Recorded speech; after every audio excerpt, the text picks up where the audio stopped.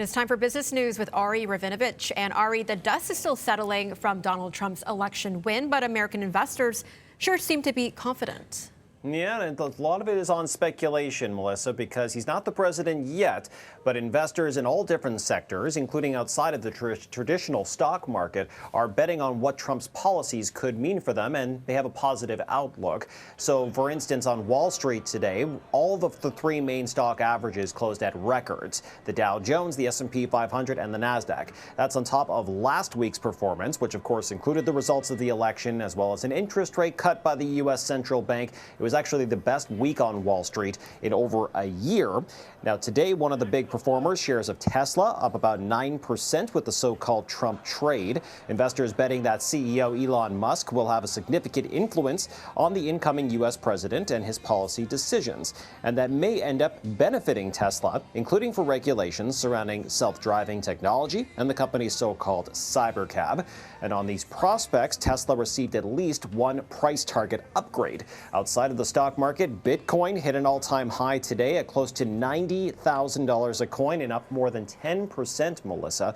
And a lot of that is as cryptocurrency traders bet on what Trump's presidency could mean for crypto markets, because he has a sense that he's a little more lax with the regulations.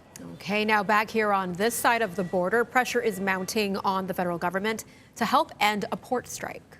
Now, one thing that we talk about a lot, Melissa, with the idea of what a Trump presidency could mean is it could have upwards pressure on inflation. Right. And what else could be putting that pressure on is these current strikes that are happening on both the East Coast and West Coast. So in the Port of Montreal, more workers went on strike today, 1,200 of them, after the deadline passed yesterday. The Maritime Employers Association is now asking the federal labor minister to intervene, and that's on top of the port worker strike on the West Coast. In British Columbia, those workers are also locked out. So cargo traffic is severely impacted. It's estimated to be costing the economy hundreds of millions of dollars every day.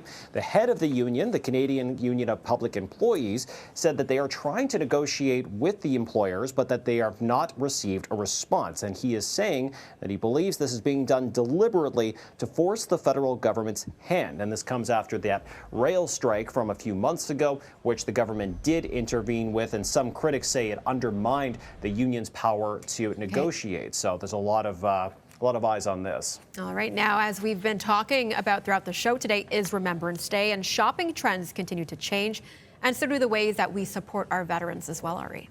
Yeah, and it's actually come as a bit of a surprise to some people, including myself, and I understand you as well, Melissa, that yes, the Royal Canadian Legion has an Amazon store.